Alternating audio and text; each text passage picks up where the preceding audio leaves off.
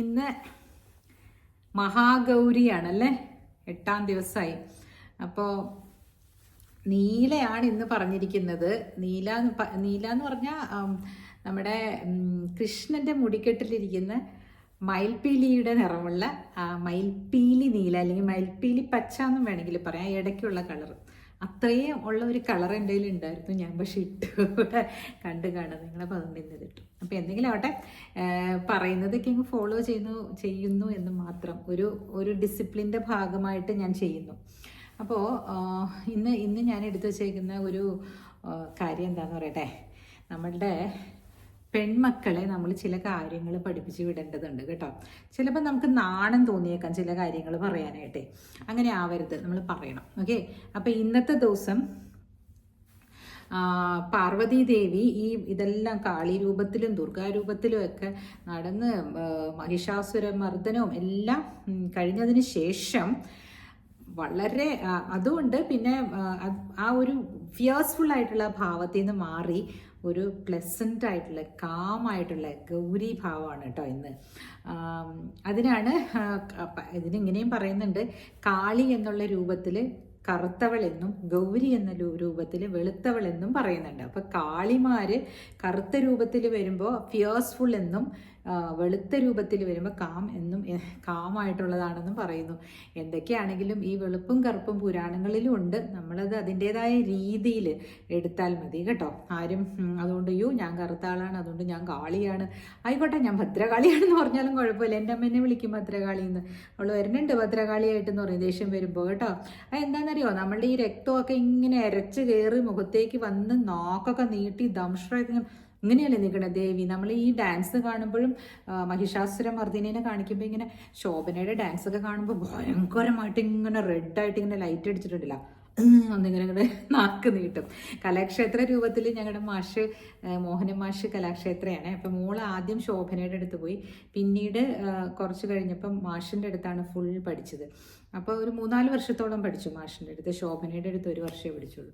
അപ്പോൾ മാഷ് പറയും ഇങ്ങനെ കാളി എന്ന് പറയുമ്പോൾ ഇങ്ങനെ എന്ന് മുഴുവൻ അങ്ങ് പുറത്തിടരുത്, ശോഭനയിടണ പോലെ എന്ന് പറയുമായിരുന്നു. എന്ന് പറഞ്ഞാൽ അവരെ കുറ്റം പറയുന്നതല്ല, അപ്പോഴും ഭയങ്കര ഫിയേഴ്സ്ഫുള്ളായിട്ട് തോന്നും കേട്ടോ. ഓരോ കലാക്ഷേത്രയിലും അവർ പഠിച്ച ബാണിയെല്ലാം വ്യത്യാസമുണ്ട്. ശോഭന പഠിച്ച ചിത്രാ വിശ്വേശ്വരൻ്റെ ബാണി അവിടെ നിന്നാണ്. ചിത്രാ വിശ്വേശ്വരൻ പഠിച്ചത് വേറെ ബാണിയാണെന്ന് തോന്നുന്നു. ഇത് കലാക്ഷേത്ര ബാണിയിൽ ഇങ്ങനെ അടക്കം കൂടുതലാണ്, അതായത് അടങ്ങി ഒതുങ്ങി ഇങ്ങനെ ഒരുപാട് ഇങ്ങനെ കാണിക്കില്ല. പറഞ്ഞപ്പോൾ പറഞ്ഞു എന്നേ ഉള്ളൂ. അപ്പോൾ നവരാത്രി ഭയങ്കര സ്പെഷ്യലാണ് മദ്രാസിൽ. മാഷിൻ്റെയൊക്കെ വീട്ടിലെപ്പോഴും പൂജ വയ്ക്കും. ഞാനും കുറച്ച് 4-5 ചുവട് വെച്ചത് കാരണം എനിക്ക് അത്രയൊന്നും അറിയില്ല കേട്ടോ. എൻ്റെ മോള് പറയണേ 10 ചുവട് വെച്ചിട്ട് ഭരതനാട്യം നടത്തുക എന്ന് പറഞ്ഞു നടക്കണ ഒരാളാണ് അമ്മ എന്ന്. ഞാൻ പക്ഷെ ഈ സമയത്ത് പൂജ വെപ്പിൻ്റെ സമയത്ത് ഇപ്പം ഇന്ന് പൂജ വയ്ക്കും. അപ്പോൾ അവർ ചെരങ്ക എല്ലാം വയ്ക്കും മാഷൊക്കെ. അപ്പോൾ അവിടെ ഒരു നടരാജ വിഗ്രഹമുണ്ട്, അവിടെ എല്ലാം പൂജ വെക്കും. സരസ്വതി ദേവിയെയും കൊണ്ടുവന്ന് വെച്ചിട്ട് ആ ഫോട്ടോ എല്ലാം വെച്ച്, അപ്പോൾ എടുക്കുന്ന ദിവസം നമ്മളെല്ലാം പോയി നമസ്കാരം ചെയ്ത് മേടിക്കും. സാറിന് എന്തെങ്കിലും കൊടുക്കും, എന്നിട്ട് നമ്മൾ നമസ്കാരം ചെയ്ത് ഇതൊക്കെ എടുക്കും. ഞാനപ്പോൾ അവിടെ സുനിത ഉണ്ട്, സാറിൻ്റെ വൈഫ്. അപ്പോൾ പുള്ളിക്കാരത്തെയാണ് നമുക്കൊക്കെ ഒന്ന് പറഞ്ഞു തരാം. പക്ഷെ പുള്ളിയാണ് ഗുരുവെങ്കിലും സുനിത പറയില്ല, നിങ്ങൾ മോഹൻ സാറിൻ്റെ അടുത്ത് ചെയ്തോളൂ നമസ്കാരം എന്ന് പറയും. കാരണം അവർ എന്നെക്കാളെ ഇളയതായതുണ്ടാവും. അങ്ങനെയൊന്നുമില്ല, ഗുരുഭാവം ആർക്കാണെങ്കിലും ചെയ്യാവുന്നതാണല്ലോ. നമ്മളിപ്പോൾ എത്രയോ ആചാര്യന്മാരുണ്ടല്ലോ ഇതിനകത്ത്. ഞാൻ അവരെയൊക്കെ സംബോധന ചെയ്യുമ്പോൾ എനിക്ക് ആചാര്യ എന്ന് പറയാനാണ് ഇഷ്ടം. ഒരുപാട് പേര് ഇതിനകത്ത് പറയുന്നുണ്ട്. കറക്റ്റായിട്ടുള്ള കാര്യങ്ങൾ ഗുരുമുഖത്തു നിന്ന് കേട്ട് പഠിക്കണമല്ലോ. നമ്മൾ വല്ല പൊട്ടത്തരമൊക്കെ വായിച്ചറിഞ്ഞ് പ്രചരിപ്പിക്കാൻ പാടില്ലല്ലോ. ഞാനിതിനകത്ത് ഒരു പൊട്ടത്തരം ഞാൻ പറഞ്ഞിട്ടുണ്ട് കേട്ടോ. ഭസ്മാസുരൻ്റെ കഥ അത് എവിടെയോ കേട്ട് ഞാൻ പറഞ്ഞതാ. അതിനകത്ത് അങ്ങനെ ചിലർ പറയുന്നുണ്ട് അങ്ങനെയൊന്നും ഒരു പുരാണത്തിലും ഇല്ല. കാരണം ശിവൻ ഒരിക്കലും അങ്ങനെ പേടിച്ചോടുന്ന ആളില്ലല്ലോ. ഭസ്മാസുരന് വരം കൊടുത്തിട്ട് ശിവൻ ആദ്യം തന്നെ ഭസ്മാസുരനെ ആക്കാൻ പോയത് ശിവനെയാണ്. ഞാൻ നോക്കട്ടെ എന്ന് പറഞ്ഞാൽ ശിവൻ ഓടി എന്നൊക്കെ പറഞ്ഞിട്ടുള്ള കഥയൊക്കെ ഉണ്ട്. അങ്ങനെ ഉണ്ടാവാൻ സാധ്യതയില്ല എന്നിപ്പോൾ പറയുന്നത് കേൾക്കുന്നുണ്ട് കേട്ടോ. അറിയില്ല, നമ്മളിനിയിപ്പോൾ തെറ്റായിട്ടുള്ളതൊന്നും നമ്മൾ പ്രചരിപ്പിക്കേണ്ട, അറിഞ്ഞുകൂടാ. അതുകൊണ്ടാണ് കേട്ടോ. അത് എവിടെയോ ഞാൻ കേട്ടു, അങ്ങനെ പ്രചരിപ്പിക്കാൻ പാടില്ല. കാരണം ഇത്രയും വലിയ ഒരു ശക്തിയല്ലേ ശിവൻ എന്ന് പറയുന്നത്. ആ ശക്തി സ്വരൂപനായിട്ടുള്ള ശിവന് അങ്ങനെ പറ്റുമോ എന്നൊക്കെ പറയുന്നുണ്ട്. എന്താണോ ചിലപ്പോൾ ഏതെങ്കിലും ഒരു സമയത്ത് വീക്കാവില്ലേ ശക്തി അതുകൊണ്ടായിരിക്കും, എനിക്ക് അറിഞ്ഞൂടാ, അറിയില്ലാത്തത് നമ്മൾ പറയണ്ട. അപ്പോൾ നവരാത്രിയുടെ ഒരു പ്രധാനം എന്ന് പറയുന്ന ആ സംഭവങ്ങളെല്ലാം നമ്മൾ തരണം ചെയ്തു കഴിഞ്ഞു. ഇനി 3 ദിവസം സരസ്വതിയെ നന്നായിട്ട് ഉപാസിക്കുക. നമ്മൾ പൂജ വെച്ചിരിക്കുകയാണ്. കുട്ടികളെയൊക്കെ ഇരുത്തി നാമം ചൊല്ലിപ്പിക്കുക. എന്നിട്ട് ആ എന്താ പറയുക, നോളജ്, ദ പവർ എന്നുള്ള ആ സാധനം എന്താണെന്നുള്ളത് അവർക്ക് പറഞ്ഞു കൊടുക്കുക. അന്ന് നമ്മളൊരു ദിവസം പറഞ്ഞിരുന്നോ, കാളിയുടെ ഭജനത്തിന് വേണ്ടിയിട്ട് കാളിദാസൻ ഭജന ഇരുന്നപ്പോൾ അറിവില്ലാത്തവനാണല്ലോ ഇയാൾ. ഈ അറിവില്ലാത്ത ആൾക്കാർക്കില്ല, ഈ ബുദ്ധി ഇല്ലാത്തവർക്ക് അല്ലെങ്കിൽ അധികം ഇതില്ലാത്തവർക്ക് ഏതറ്റം വരെ അവർ പോകും. ശ്രദ്ധിച്ചിട്ടുണ്ടോ? കാരണം കുറച്ച് ഒന്നും അറിയില്ല അവർക്ക്. അപ്പോൾ ഒരു കുഴപ്പമില്ല പറയണേനോ അല്ലെങ്കിൽ എന്താ ഞാൻ ഇന്ന ആളാണ്, എനിക്ക് ഇത് ചെയ്യാൻ അറിയാം, എൻ്റേത് ഭയങ്കര ബെസ്റ്റാണ്, എനിക്ക് അതറിയാം ഇതറിയാമെന്ന് പറയുന്നതിന് ഒരു മയം ഉണ്ടാവില്ല ഈ വിവരമില്ലാത്തവർക്ക്. നമുക്ക് കുറച്ച് വിവരമുള്ളവർക്ക് പേടിയായിരിക്കും, അയ്യോ നമ്മൾ ഇതാക്കി പോകണമെന്ന്. നല്ല വിവരമുള്ളവർക്ക് അവർ വളരെ വിനയാന്വിതരായിരിക്കും അല്ലേ. അപ്പോൾ വിനയം ഇല്ലാത്തവരും വിവരമില്ലാത്തവർക്കും ഭയങ്കര ധൈര്യമായിരിക്കും. അവർ കണകുടാന്ന് പറഞ്ഞു കളയും സാധനം. കണ്ടിട്ടില്ലേ ചിലരൊക്കെ ഇങ്ങനെ സ്ഥാനത്ത് കയറി അഭിപ്രായം പറയുന്നതും അടിച്ചു വിടും അങ്ങോട്ടല്ലേ. അപ്പോൾ ഒരു ഇതുപോലെ തന്നെ അവിടുത്തെ റാണി, അവിടുത്തെ മകളെ, അതായത് ആ രാജ്യത്തിൻ്റെ രാജാവിൻ്റെ മകളെ വിവാഹം കഴിക്കണം എന്നൊരു പൂതിയായി ഈ കാളിദാസൻ എന്ന് പറയുന്ന ഈ അജ്ഞത ഉള്ള അല്ലെങ്കിൽ ഒരു പൊട്ടൻ ആൾക്കാർ വിളിക്കുന്ന തരത്തിലുള്ള ആളായിരുന്നു പണ്ടെന്ന്. അപ്പോൾ അവിടെ രാജകുമാരിയുടെ അടുത്ത് ചെന്നിട്ട് പറയുകയാണെന്ന് പറയണത്, ധൈര്യത്തിന് അങ്ങ് പറഞ്ഞു എന്നാണ് പറയുന്നത്, എനിക്ക് നിങ്ങളെ കല്യാണം കഴിക്കണമെന്ന്. രാജകുമാരി പൊട്ടിച്ചിരിച്ചിട്ട് കളിയാക്കാൻ വേണ്ടിയായിരിക്കും പറഞ്ഞത്, എന്നെ വിവാഹം കഴിക്കണമെങ്കിൽ നീ ഇങ്ങനെ ഒരു കാളി ക്ഷേത്രമുണ്ട്, അവിടെ ചെന്ന് ആ അമ്മയുടെ അനുവാദം വാങ്ങിച്ചുകൊണ്ട് വരണം, അവിടെ ചെന്ന് അവിടെ ഇരുന്ന് ദേവിയുടെ അടുത്ത് അനുവാദം ദേവി തന്നാൽ മാത്രമാണ് ഞാൻ നിന്നെ കഴിക്കുള്ളൂ എന്ന് വെറുതെ പറഞ്ഞയക്കാൻ പറഞ്ഞത്. ഇയാൾ പൊട്ടനല്ലേ, അപ്പോൾ വേഗം വിശ്വസിക്കുമല്ലോ. അതാണേ, വേഗം ഓടിപ്പോയി ആ ഒരു കാട്ടിനകത്ത് ഇങ്ങനെ പഴടഞ്ഞ് കിടന്ന ഒരു അമ്പലത്തിൻ്റെ അകത്ത് കയറി വാതിലടിച്ചു. അപ്പോൾ ദേവി ഇങ്ങനെ വരികയാണ് കയറാൻ വേണ്ടിയിട്ട്. വരുമ്പോൾ ആ ദേവിയുടെ അമ്പലത്തിൻ്റെ നട അടഞ്ഞു കിടക്കുന്നു. അപ്പോൾ ദേവി ചോദിക്കുകയാണ്, കതക് തുറക്കൂ. അപ്പോൾ തുറക്കില്ല. പിന്നെയും പറയും, ഇല്ല തുറക്കില്ല എന്ന് പറയട്ടാ. അപ്പോൾ ദേവി ചോദിക്കും, ആരാണ് അകത്ത് എന്ന് ചോദിക്കുമ്പോൾ പറയും, ആരാ പുറത്തുനിന്ന് ചോദിക്കും. നമ്മളൊക്കെ ആണെങ്കിൽ പേടിച്ച് വിറക്കില്ലേ, ഒരു പേടിയില്ല ഒന്നുമില്ല, ആരാ പുറത്തുനിന്ന് ചോദിക്കും. അപ്പോൾ ദേവി പറയും, ദേവിയാണെന്ന് പറയും, കാളിയാണെന്ന് പറയും. അപ്പോൾ കാളിയാണെന്ന് പറഞ്ഞ ഉടനെ അകത്തുനിന്ന് പറയും, ഞാൻ ദാസനാണെന്ന് പറയും. മനസ്സിലായോ? അപ്പോൾ ദേവിക്ക് അപ്പോൾ ചിരി, കാള് കൊള്ളാമല്ലോ എന്ന് പറഞ്ഞിട്ട് എന്താ വന്നത് എന്ന് പറയുമ്പോൾ എനിക്കിങ്ങനെ ജ്ഞാനം വേണം എന്ന് പറഞ്ഞ് ദേവി അനുഗ്രഹിച്ച് വിടുകയാണ്. പിന്നെയാണ് കാളിദാസൻ ഈ കൃതികളെല്ലാം എഴുതിയതെന്നൊക്കെ പറയപ്പെടുന്നു. അപ്പോൾ നമുക്ക് ഒരു വിവരവും ഇല്ലെങ്കിൽ നമ്മൾ പഠിക്കാൻ തയ്യാറാകുന്ന ഒരവസ്ഥ ഉണ്ടെങ്കിലുണ്ടല്ലോ, നമുക്ക് എവിടെ ഏത് നേട്ടങ്ങൾ വേണമെങ്കിലും നമുക്ക് കിട്ടും. ജ്ഞാനം എന്ന് പറയുന്നത് നമ്മൾ എപ്പോൾ വേണമെങ്കിലും ശ്രമിച്ചാൽ നമുക്ക് ആ ഈ ഫോഴ്സ് നമുക്ക് തരും. ആ ജ്ഞാനത്തിൻ്റെ ദേവത നമ്മളിലേക്ക് ഇറങ്ങി വരും എന്നുള്ളതാണ് കേട്ടോ.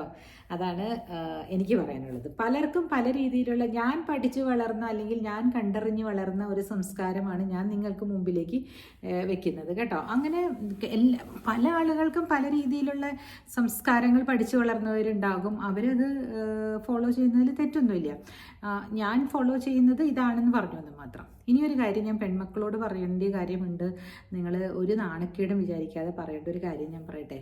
പെൺമക്കളുടെ അമ്മമാരാണെങ്കിൽ അവർ കല്യാണം കഴിച്ച് പോകുന്ന സമയത്ത് അവരോട് പറയണം, എന്തായാലും ഒരു വിവാഹം കഴിച്ച് പോകുമ്പോൾ ഒരു മൈഥുനം ഉണ്ടാകും അല്ലേ, മേറ്റ് ചെയ്യും അല്ലേ, ഹസ്ബൻഡും വൈഫുമായിട്ട്. ആ സമയങ്ങളിലെല്ലാം നമ്മൾ എന്താണ്, കുട്ടികൾ ഉണ്ടാവണം എന്നുള്ളവർ കേട്ടോ. ചിലർക്ക് വെറുതെ കല്യാണം കഴിച്ച് കമ്പാനിയൻഷിപ്പായിട്ടുള്ളവരോടല്ല കേട്ടോ ഞാൻ പറയുന്നത്, അങ്ങനെ ഉള്ളവരോട് മാത്രമാണ് പറയുന്നത്. ഇനി അതിൻ്റെ ഇടയിൽ ഇറങ്ങാൻ വേണ്ടി പറയുന്നത് ആ സമയത്ത് നമ്മൾ വളരെ ദൈവികമായിട്ടുള്ള ചിന്തകൾ മനസ്സിൽ പോകണം എന്ന് വെച്ചാൽ, അതെന്തിനാണ് പറയുന്നതെന്ന് വെച്ചാൽ, ശരിയാണ്, വെറും കാമത്തിന് വേണ്ടി മാത്രം, കാമം എന്ന് പറയുന്ന ലസ്റ്റ് എന്ന് പറയുന്ന ആ ഒരു ഇത് ഇല്ലാതാക്കാൻ വേണ്ടി മാത്രം മെയ്റ്റ് ചെയ്തുണ്ടാകുന്ന കുട്ടികൾക്ക് ജ്ഞാനശക്തി കുറവ് വരുന്നത് കാണുന്നുണ്ട്. ജ്ഞാനം ശക്തി എന്ന് പറഞ്ഞാലേ ഒരുതരം ക്രൂരതയുള്ള ജീൻസൊക്കെ ഉള്ള ആൾക്കാരെ കണ്ടിട്ടില്ലേ, അത് വന്നേക്കാം എന്നാണ്. അച്ഛനും അമ്മയും ഇരുന്ന് സംസാരിച്ച് നമ്മളതിന് തയ്യാറായതിനു ശേഷം, സ്ത്രീ തയ്യാറായതിനു ശേഷം പുരുഷൻ നൽകേണ്ടത് ഒന്നാണ് ഈ എന്താ പറയുക, ബീജം. ദാനം എന്ന് പറയുന്നത്. അപ്പോൾ അത് സ്ത്രീയുടെ അണ്ടം സ്വീകരിക്കണം എന്നാണ് പറയുന്നത്. ഞാനൊരു ടോക്കിൽ കേട്ടതാണ് കേട്ടോ. ഇതെല്ലാം നമ്മൾ ജീവിതത്തിലേക്ക് അപ്ലൈ ചെയ്ത് നോക്കൂ. നമുക്കിപ്പോൾ ഉള്ളത് 1 or 2 മക്കളൊക്കെ ഒരു വീട്ടിലുള്ളൂ. അപ്പോൾ ആ മക്കൾ ആ നല്ലവരായിട്ട് വളരണമെങ്കിൽ അവർ ജന്മം എടുക്കുന്ന സമയത്ത് തന്നെ നമ്മളുടെ ചിന്തകൾ നല്ലതായിരിക്കണം എന്നാണ് പറയുന്നത് കേട്ടോ. ഇത് നിങ്ങൾക്ക് ചിലപ്പോൾ ഒരു ഇതായിട്ട് തോന്നിയേക്കാം അവരെന്തൊക്കെയാണ് പറയുന്നതെന്ന്. എനിക്ക് തോന്നുന്ന കാര്യം ഞാനിവിടെ പറയാൻ വേണ്ടിയിട്ടാണ് കേട്ടോ വന്നേക്കണേ. എൻ്റെ കാര്യങ്ങൾ ഞാൻ അതുപോലെയൊക്കെ ചെയ്ത ഒരാളായതുകൊണ്ടും കൂടെ ഞാൻ നിങ്ങളോട് പറയുകയാണ്. എൻ്റെ അമ്മ ഇങ്ങനെയൊക്കെ ഇത്തരത്തിലുള്ളതാണ് അമ്മയുടെ സംസാരം എന്ന് പറഞ്ഞാൽ ഇങ്ങനെ ഡയറക്റ്റായിട്ട് അമ്മ പറയില്ലെങ്കിലും അമ്മ പറയും നമ്മൾ എപ്പോഴും പ്രാർത്ഥനയോടെ ആയിരിക്കണം ഇങ്ങനെയുള്ള ലൈഫിലേക്ക് പോകേണ്ടത്. അങ്ങനെ ഇൻഡയറക്റ്റായിട്ട് പറയില്ല. അമ്മയ്ക്ക് നേരെ അത്തരത്തിൽ അമ്മ പറയില്ല. അമ്മ വളരെ ഷൈ ആണ്. പക്ഷെ ഞാൻ ഷൈ അല്ലാത്തത് കൊണ്ട് ഇത്രയും പേര് കേൾക്കുന്നവർക്ക് അവരുടെ മക്കൾക്ക് ഷൈ അല്ലാതെ പറഞ്ഞു കൊടുക്കൂ എന്ന് പറയാൻ വേണ്ടിയിട്ടാണ് കേട്ടോ ഞാൻ ഈ ഒരു അവസരം ഈ നവരാത്രിയുടെ 8ാം ദിവസമായിട്ടുള്ള മഹാഗൗരി ദേവിയുടെ സ്നാനത്തിന് ശേഷമാണ് മഹാഗൗരിയായി മാറുന്നത് കാളിയിൽ നിന്നും. ആ സമയത്ത് ഞാൻ പറഞ്ഞാണ്. അപ്പോൾ ഈ കറുപ്പ് നിറം ഷെഡ് ചെയ്ത് കളഞ്ഞു എന്ന് പറയുമ്പോൾ ഈ ദുർവാസനകളെ കളഞ്ഞു എന്നും അർത്ഥമുണ്ട് കേട്ടോ. അല്ലാതെ കണ്ട് വെളുപ്പിനാണ് ശ്രേഷ്ഠത അങ്ങനെ നിങ്ങൾ കരുതരുത്. അങ്ങനെയാണ്. പിന്നെ എൻ്റെ കളർ ഇതൊക്കെ തന്നെയല്ലേ. ഞാനിതിനകത്ത് പ്രൗഡാണ്. നമ്മളിൽ തന്നെ ഒന്ന് പ്രൗഡായിട്ടിരുന്നാൽ മാത്രം മതി. വേറെ ആർക്കും നമ്മളുടെ കോൺഫിഡൻസിനെയൊന്നും തകർക്കാൻ പറ്റില്ല കേട്ടോ. അങ്ങനെ വിചാരിക്കുകയും അരുത്. നമ്മൾ മറ്റുള്ളവരിൽ നിന്ന് കുറവുള്ള ആളാണ്, നമ്മൾ മറ്റുള്ളവരിൽ നിന്ന് ഉയർന്നതാണെന്ന് ചിന്തിക്കരുത്. നമ്മൾ ഒരേ രീതിയിൽ മനുഷ്യരെ കാണാൻ പഠിക്കണം എന്നല്ലേ പറഞ്ഞു വരുന്നത്. അപ്പോൾ ഈ ഒരു കാര്യം ശ്രദ്ധിക്കണം കേട്ടോ. നിങ്ങൾ മക്കളുടെ വിവാഹമൊക്കെ ആകുമ്പോൾ അവർക്ക് പട്ടുപുടവയും ആഭരണങ്ങളും മാത്രമൊക്കെ വാങ്ങിച്ചു കൊടുത്താൽ പോരാ, ഇതുകൂടെ പറയണം. Yes, you have to tell them this. നാണോ ഒന്നും വിചാരിക്കരുത്. മോളെ അമ്മേച്ചനൊന്ന് അമ്മയുടെ അടുത്ത് വന്നേ കിടന്നേ സംസാരിക്കാൻ നമുക്കെന്നൊക്കെ പറഞ്ഞ് വിളിച്ച് കിടത്തി ഇതൊക്കെ ഒന്ന് പറഞ്ഞു കൊടുക്കണം. പിന്നെ ചേച്ചി മോളോട് പറയുമെന്ന് ചോദിച്ചാൽ എൻ്റെ മോള് കല്യാണം കഴിക്കുകയാണെങ്കിൽ അതൊക്കെ പറയും. ആ കുട്ടി എൻ്റെ വീഡിയോ ഒന്നും അവരൊന്നും കേൾക്കുമൊന്നുമില്ല കേട്ടോ. അതിന് ഇവിടെ നേരം. പിന്നെ അത് കഴിക്കണില്ല എന്നൊക്കെ പറയുന്നത് കൊണ്ടുള്ളൊരു വിഷമങ്ങളൊക്കെ ഉണ്ട്. പക്ഷെ ഞാൻ പറഞ്ഞിട്ടില്ലേ, നമ്മൾ ആർക്കും ഒന്നും ഇങ്ങനെ നിർബന്ധിച്ച് ചെയ്യാൻ പാടില്ല. അവർ തന്നെ പ്രാപ്തരാവുകയും അവർ തന്നെ തയ്യാറായി വരികയും ചെയ്യുമ്പോൾ മാത്രമാണ് അതിനൊരു പൂർണ്ണത കിട്ടുള്ളൂ. ഏച്ചു കെട്ടിയാൽ മുളച്ചിരിക്കുന്നു പറഞ്ഞാൽ നമ്മൾ വല്ലതൊക്കെ ഇതാക്കിയിട്ടേ അവർക്ക് ഇഷ്ടമായിട്ടില്ലെങ്കിൽ അവർക്കുള്ളത് എന്തായാലും ആ യൂണിവേഴ്സിൽ ഒരു ശക്തി നിയന്ത്രിക്കുന്നുണ്ടാവും അല്ലേ. നമ്മളെങ്ങനെയായത് അതുപോലെ തന്നെ നമ്മുടെ മക്കൾക്കും നല്ല രീതിയിലുള്ള കാര്യങ്ങൾ വന്ന് ഭവിക്കും. അപ്പോൾ നവരാത്രി ഇന്നിപ്പോൾ 3 ദിവസം ലീവായിരിക്കുമല്ലേ. ഇനി സ്കൂളിനൊക്കെ നാളെ മുതൽ നാളെ മറ്റന്നാൾ ഈ പ്രാവശ്യം കൂടുതൽ കിട്ടുന്നുണ്ട് പിള്ളേർക്ക്. ചൊവ്വാഴ്ച വെച്ചാൽ ഈ പ്രാവശ്യം വെള്ളിയാഴ്ച അല്ലേ എടുക്കുന്നത്. അപ്പോൾ വെള്ളിയാഴ്ച ഉണ്ടാവുമോ? സ്കൂളുണ്ടാവും. ഇല്ലെങ്കിൽ എത്ര ദിവസമല്ലേ അവധി കിട്ടുന്നത്? പണ്ടൊക്കെ ഇങ്ങനെ ഒരു അവധി കിട്ടാൻ നോക്കിയിരിക്കൂലേ നമ്മളൊക്കെ ചെറുപ്പം കുഞ്ഞായിരുന്നപ്പോഴും ദൈവമേ പഠിക്കണ്ട എന്ന് പറഞ്ഞ് വെച്ചിട്ട് പൂമ്പാറ്റയും ബാലരമയും എടുത്ത് കയ്യിൽ വെക്കും. അപ്പോൾ അമ്മ പറയും ഒരു പുസ്തകം വായിക്കാൻ പാടില്ല. പൂമ്പാറ്റയും ബാലരമയും അല്ല, ദേവി റെസ്റ്റ് എടുക്കുകയാണ്. സരസ്വതി ദേവിക്ക് റെസ്റ്റ് എടുക്കണ്ടേ? നിങ്ങളിങ്ങനെ എപ്പോഴെപ്പോഴും ഇതൊക്കെ വായിച്ചിട്ട് അമ്മയെ ദേവിയെ ഇത് ചെയ്യരുത്. ദേവി സൈലൻ്റായിട്ട് റെസ്റ്റ് എടുത്ത് പൂർണ്ണ ഊർജ്ജത്തോടു കൂടി തിരിച്ചു വരാൻ വേണ്ടിയിട്ടാണ്. അപ്പോൾ നിങ്ങളൊക്കെ കളിക്കുമെന്ന് പറയും അമ്മ. അപ്പോഴാണ് നമുക്ക് പുസ്തകം വായന വരുന്നത്. പുസ്തകം തുടരുതെന്ന് പറയുമ്പോൾ ഒരു കോമിക് എടുത്ത് കൈപ്പിടിക്കും. ഞാൻ ഈ കഥകൾ കൂടുതലും അറിയാൻ തുടങ്ങിയത് അമ്മയ്ക്ക് അറിയുന്ന കഥകൾ പറയുമെങ്കിലും കൂടുതലും ഞാനതിന് ഇപ്പോഴും നന്ദി പറയുന്നു കേട്ടോ. പൈക്കോ ബുക്സ് എന്ന് പറഞ്ഞിട്ട് അവരാണ് ആ സമയത്ത് അമർ ചിത്രകഥ ഇറക്കിയിരുന്നത്. നമ്മുടെ പൂമ്പാറ്റയിൽ ആനന്ദ് പയ്യങ്കിൾ എഴുതിയിരുന്ന കപീഷ് വായിച്ചിട്ടില്ലേ നിങ്ങൾ? കപീഷ് വാല് നീണ്ട് വരുന്ന കുരങ്ങൻ, അതൊക്കെ നിങ്ങൾ വായിച്ചിട്ടില്ലേ? നമ്മളൊക്കെ അതൊക്കെ വായിച്ചല്ലേ വളർന്നിരിക്കുന്നത് അല്ലേ? എന്ന് പറഞ്ഞ പോലെ ഞാൻ നന്ദി പറയുന്നു, ഗ്രാറ്റിറ്റ്യൂഡ് ഈ സമയത്ത്. കാരണം ഒരുപാട് അമർചിത്രകഥകൾ സ്കൂളിൽ സിസ്റ്റർ വാങ്ങിച്ചു വെച്ചിട്ടുണ്ടായിരുന്നു. അങ്ങനെ അത് വായിച്ചിട്ട് ഞാൻ അമ്മയോട് പറയും, അമ്മ ഈ അമർചിത്രകഥ വാങ്ങിച്ചുകൊണ്ടുവരും. അപ്പോൾ അമ്മ ചിലപ്പോൾ വാങ്ങിച്ചുകൊണ്ടിരുന്നത് സ്കൂൾ ലൈബ്രറിയിലുള്ളതാവും. എനിക്ക് അയ്യോ അമ്മ ഇത് ഉള്ളതാ അമ്മേ, എനിക്ക് വേറെ. അപ്പോൾ പറയും നീ അതിൻ്റെ കഥ അത് നമുക്ക് ഇവിടെ എറണാകുളത്ത് പയ്യൻകോ ബ്രോഡ്വേയിലാണ് കേട്ടോ, എറണാകുളത്തുള്ളവർക്ക് അറിയാം.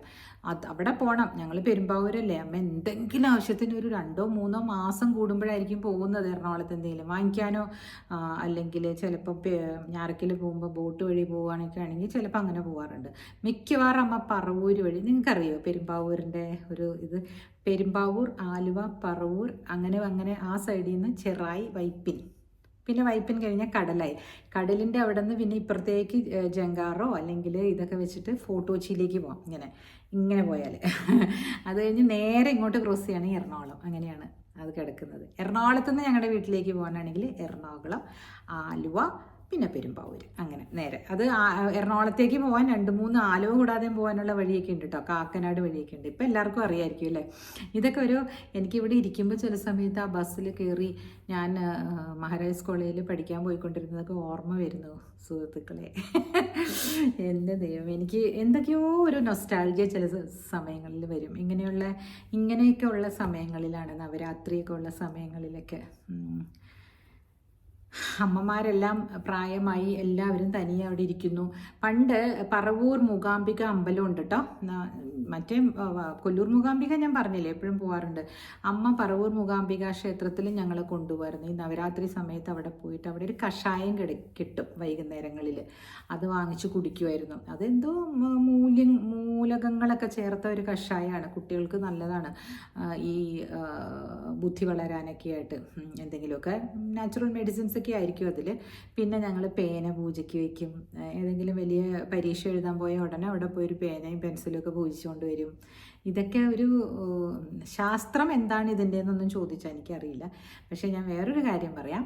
ഈ ഇപ്പം സയൻസിൽ ഇപ്പം ശാസ്ത്രജ്ഞന്മാരൊക്കെ ഭൂമിയുടെ മുകളിലേക്ക് പോകുന്നില്ലേ, ഇവിടെ സ്പേസിലൊക്കെ പോയിട്ട് സ്പേസ് ഷിപ്പിലൊക്കെ ഇരുന്ന് താഴോട്ട് നോക്കുമ്പോൾ അതിർത്തികളുണ്ടോ? ഇല്ലല്ലോ. മാനവരാശിക്ക് അതിർത്തികളുണ്ടോ? ഇല്ല. ഒരൊറ്റ ഗോളമായിട്ടല്ലേ കാണുന്നത്. അപ്പോൾ ഭൂമി എല്ലാവരുടെയും അമ്മയല്ലേ. നമ്മൾ മുകളിൽ ചെന്ന് താഴോട്ട് കാണുമ്പോൾ എന്തൊക്കെയായിരിക്കില്ലേ അവർക്കൊരു ഫീലിങ്.